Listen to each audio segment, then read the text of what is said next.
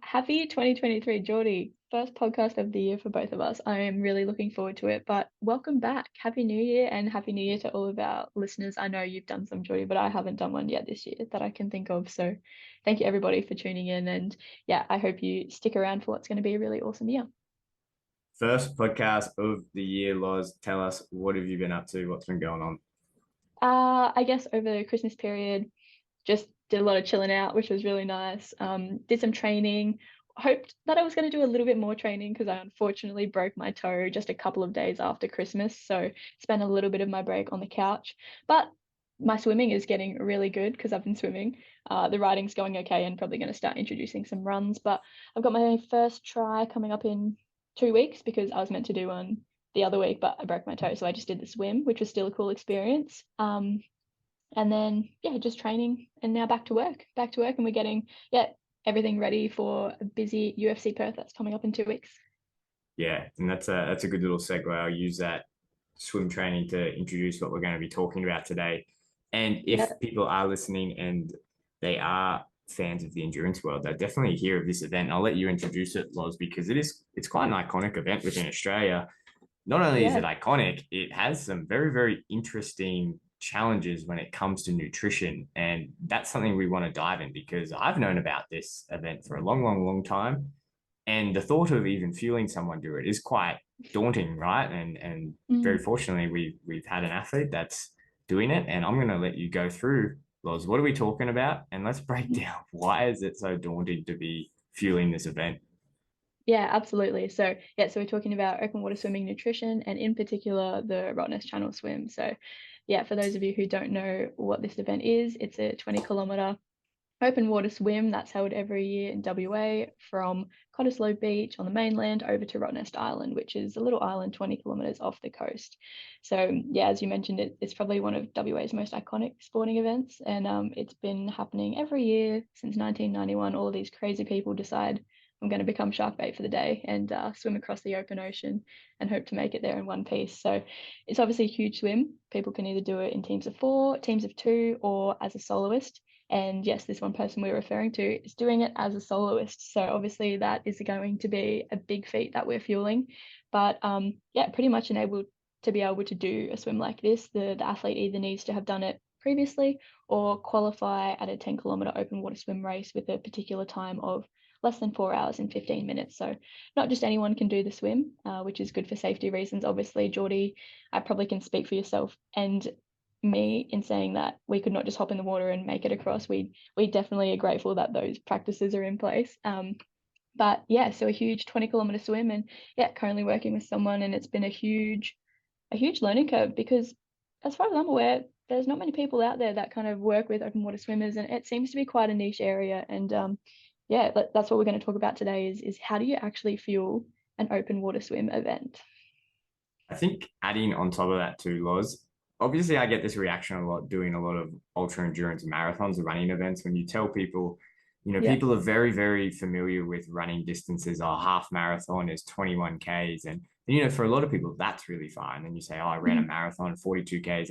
That's really far. But then you talk about, oh, I ran 50 kilometers or 100 kilometers, or I ran 160 and 100 miler. And they're like, oh my God, I think when we're on land and because we're driving around a lot, I think we have just a better innate sense of distances, right? Like you can kind of Yeah. conceptualize like, oh, 42 Ks is far, but 100 Ks is really, really far.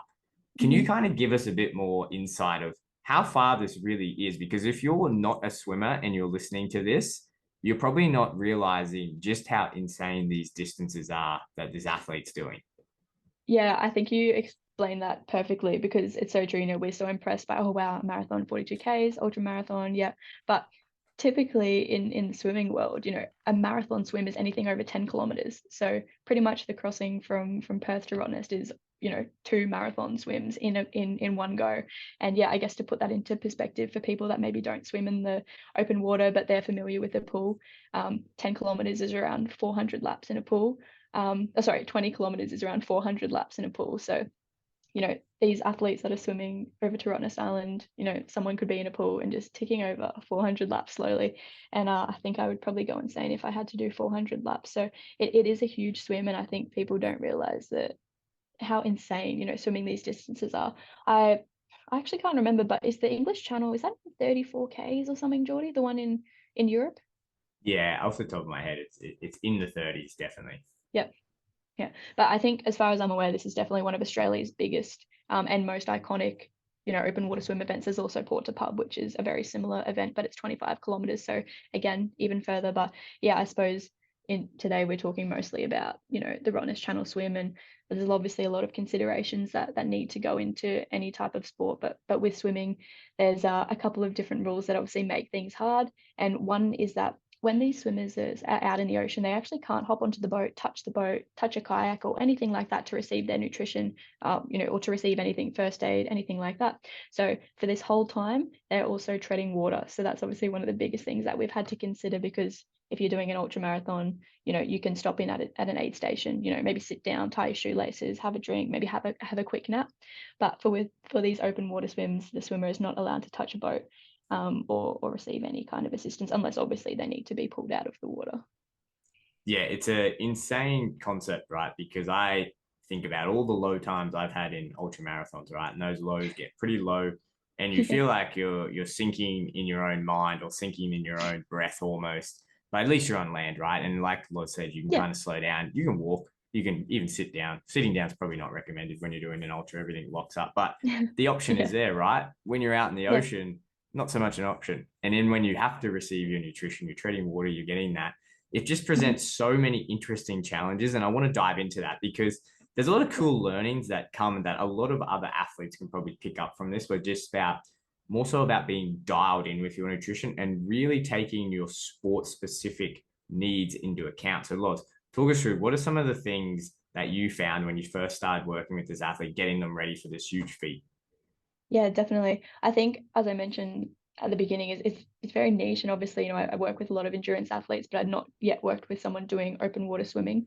Um, Being involved and, coming down to the events, watching it, listening to people speak, I think something that I realized is a lot of people have no idea what they're doing, and that's pretty fair, because if you look online, there's some wishy-washy information, as with everything. But I think, people either don't know what they're doing, or people kind of talk amongst themselves of, oh, hey, this is what I think, or this is what I read on a blog, or this is what worked for me. And then, people just kind of start doing whatever the other person's doing. And as a dietitian, I think it's kind of that crucial, everyone is individual. You need to have your own plan of attack.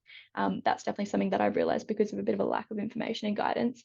I think as well, you really have to think outside the box and be creative with this, because as we've just mentioned, these people are just treading water for the whole time. So how are you going to give them nutrition? What does that nutrition look like? You don't want to give them like a soggy sandwich that, you accidentally dropped in the water on your on the way to handing it to the athlete. And, having to really, okay, step outside the box of what a normal athlete on land, or, walking through an aid station would be able to have, but kind of taking that out and thinking, okay, how do we make all of this happen, and how do we make an athlete reach their nutritional goals whilst they're, 10 kilometers offshore in the middle of the ocean? So I think one of the biggest things I learned is actually just really having to get creative. And something that I've seen is, I should have posted a photo for you to see, Jordy. It's quite funny, but a lot of people, they kind of come up with these DIY contraptions, and it's like a broom pole or something. They break the broom off, or it's just a, a random stick, and they kind of drill like a cup holder onto the end of it. So it's like a cup holder on a stick. And the paddlers, or the boats, they hand out these sticks with like a water bottle in it for the athlete to grab, right? Because they're not allowed to grab the boat, or the paddle. So again, coming up with really creative ways like that. With the Roto Solo crossing, the swimmer will have a support boat, and they'll also have a paddler. So typically, the nutrition will stay on the boat, gets passed to the paddler will then give it to the athlete. But again, the athlete isn't able to touch the boat, or while they're having a drink, lean one arm up on the boat or anything like that. So yeah, I think having to be creative was probably one of the biggest things I've learned, and kind of makes it fun. There's really no rules. You've just got to get what needs to be done by any means possible, really. Before we dive into the actual nutrition, what you fed it, like obviously there's some real considerations there. I know with running, there's like legit safety considerations, right? And there's Yep. logistics of running, of eating, like how do you take in your nutrition? What do you do to your breath? How do you physically unpack it? You got to make sure everything has easy access. There's all these extra Hmm. things that you never think you need to know until you have to do it. And a lot of people Yep. don't talk about that. I'm assuming there are a lot of them when you were planning out the initial stages. Like what were the initial challenges that you found for this open water swim?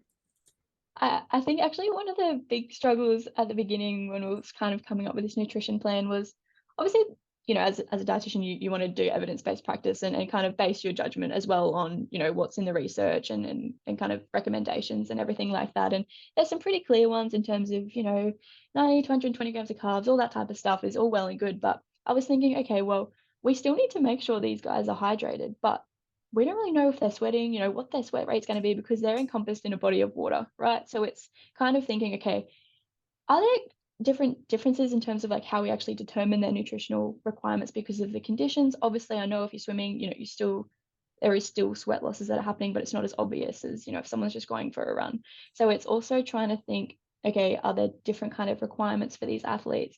And I think another one was just really trying to get once I kind of came up with, all right, I think this is going to be good for you, is how do we get it in really, because it's awkward, you don't want to waste too much time in intervals.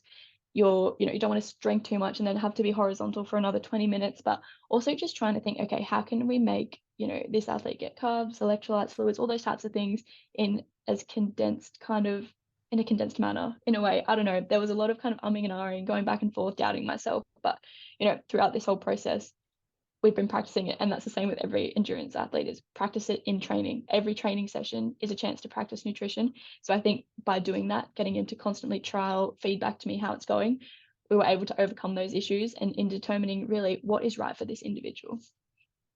So let's go through what type of things or what are the nutrition strategies that you guys have been practicing throughout. Give us some numbers and then how do you put those numbers into practice?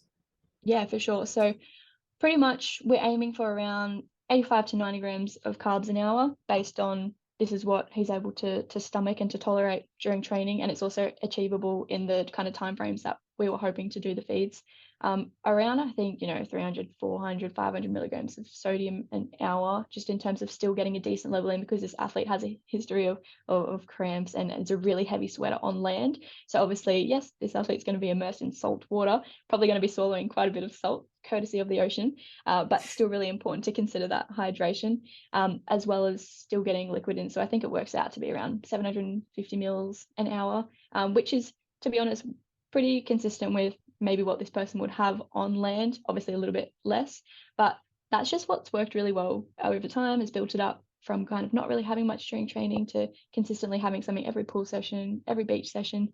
And they've done a couple of 10-kilometer races. So every race we've used as a chance to practice the nutrition, because, if you're in the pool, you do feel a little bit dorky, like standing at the wall, having a gel or anything like that, because people don't obviously know how long you're in the pool for. But, obviously using those big training sessions or practice events as a chance to really fine tune this plan has been really helpful. And it's just kind of, I think it's perfect because he's able to finish the swim with really good energy, doesn't feel a crash at all throughout. And at the end of the day, it's just what really works well for the athlete based on their feedback and based on their performance. So what are some of those food options that the athletes have? Say if they're having during it, like what are the types of gels? Are you using whole Yep. food sandwiches? What are you Yeah, using, for Loz?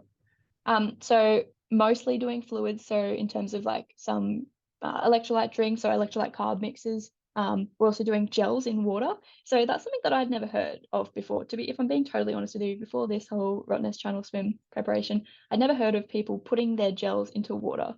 And I was a little bit apprehensive at first, but seems to work really well. So then one of the other rotations is we'll put some gels into water.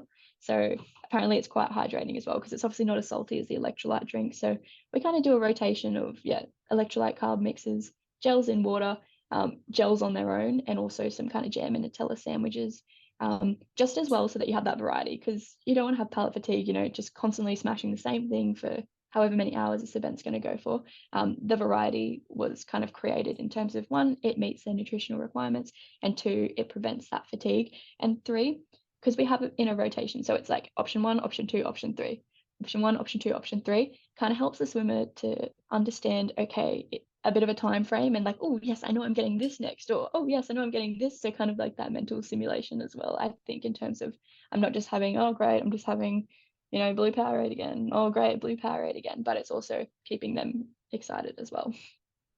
Was that the biggest challenge that you found? Was the palate fatigue, or was it just finding things that they were enjoying, or did you ever experience any stomach get upset, or what were that like? No stomach upset, thankfully, which is really good. It's more so, yeah, just the palate, I suppose, yeah, palate fatigue, and because they are getting quite a lot of salt water in the mouth throughout the whole event, having something that seems really, hydrating and sweet is a really nice contrast to that salty water. So sometimes not always just smashing an electrolyte beverage, because obviously that has sodium in it as well. I think, yeah, switching it up with the gels or, the jam sandwiches just gives that nice kind of little reprieve for something sweet. So what about not the race nutrition, like not what you're practicing in the pool? Was there Yep. anything that you had to consider just for the general day-to-day diet, or was it the same that you'd recommend for an endurance athlete? How did you go about that? Pretty similar in terms of, yeah, general endurance athlete, just making sure obviously they're eating enough to fuel their needs, and obviously prioritizing that pre-training nutrition, obviously intra-training nutrition as we've discussed. But yeah, just generally having a, yeah, really balanced whole food diet, but quite high in carbohydrates due to the high training load. And just, yeah, tailoring it based on the daily training load. Going to throw this one out of left field at you, Loz, just because I know Yeah. all the swimmers I work with often ask me about this body composition and swimming. And I think when you look at swimmers, obviously it's a sport where there's a lot of focus on your body, right? Like, yeah, you Yeah. don't have your shirt on, there's a lot of focus on the body. Open water swimming is interesting too, especially that we mentioned the English Channel swim, and we're talking Yeah. about earlier about doing ice baths or fair, and how having a little bit extra body fat probably helps that process. Is that something that you take into account when you're thinking about these type of athletes? It is something that's come up quite a lot, actually, in terms of, even before I answer that question, when you go to the pool or you see people doing these open water swim events, they're generally kind of that older, middle to older age, probably don't really look like your typical athlete. But these are the types of bodies that really perform quite well in the ocean because, as you've said, obviously it gives that added insulation. And I think the managing the body composition one is kind of that, okay, well, they obviously got such a high training load. Naturally, they're probably going to have quite a slim physique, but then also making sure that they are fueled enough so that they don't fall into those super low body fat percentages. I think this athlete's done really well to maintain a pretty stable weight throughout the whole preparation. But I have seen many other people kind of, as their training load has increased, their dietary intake hasn't. And as such, obviously body weight, body fat percentage does decrease, which I don't think obviously is going to help too much. But again, I think it's one of those ones as well. Some people don't like to budge on terms of, oh, I don't want to eat too much and get fat. So it's also just juggling that mental side and also respecting, I think, the athlete's kind of preferences and priorities as well. But from a health perspective, I think, yeah, having a little bit of added insulation definitely doesn't go astray in these types of events because, we can talk about it, Geordie, but one of the biggest challenges, I think, with open water swimming that people probably don't realize is the risk of hypothermia. So in Australia, we don't have as cold water temperatures as someone in swimming the English Channel. However, when you're submerged in a large body of water for hours, it takes swimmers up to 10 hours to do this Rottnest Channel swim. Your body is trying constantly to try and maintain an internal temperature. That obviously requires a lot of energy as well. So I think, having that extra body fat is really good in terms of managing hypothermia. Something that I've implemented with this athlete is kind of like a hot drink every now and then, just to try and, obviously it's not going to, flick the switch and body temperature is going to skyrocket up. However, it's doing a really good job at helping to kind of maintain a reasonable core body temperature, also be quite soothing. And I think, I've listened to a couple of other swimmers that like to have tea, whether it's tea, coffee, hot chocolate, mocha, all of those types of things. In particular, we do a mocha. So, some chocolate, bit of coffee, bit of milk, just as well, it's not necessarily going to meet their nutritional needs at that aid station, but it helps to kind of warm up core body temperature and also provide a little bit of a break from the cold and help to manage, the hypothermia risk. Yeah, very, very, very interesting compared to other endurance events and other athletes in general. So, Loz, if you were to summarize your top priorities when it comes to open water or long distance swimming in terms of their nutrition, what would you say? I'd say, yeah, one is probably consider the hypothermia risk and try and incorporate a warm beverage if you can. Um, Another one would also be you have to obviously tackle the environmental conditions. So, for example, swell, in addition to the water temperature, and a lot of people struggle with motion sickness. So, a lot of swimmers either take like a Quell or an anti-nausea tablet, but if you're feeling nauseous, you're feeling sick, that's a huge barrier to actually taking in nutrition. So whether you take something beforehand or again, you've trialed your nutrition to make sure it doesn't make you feel sick, obviously is something really important. And then I think, yeah, coming up with a nutrition regime that's suited to you and not your friend or not your coach or not your coach's wife's friend, sister who did it 20 years ago and made it across. But I think, there's a lot of white noise with the open water swimming because people love to help each other, which is great. But, come up with your own kind of goals that you've determined either by yourself or with a dietitian, and set little intervals, whether you're going to feed every 10 minutes, every 15 minutes, every 20 minutes, and try and stick to that and stick to a plan for as long as you can so that, you're prepared come the race. Yeah, absolutely. I think let's wrap that one up there.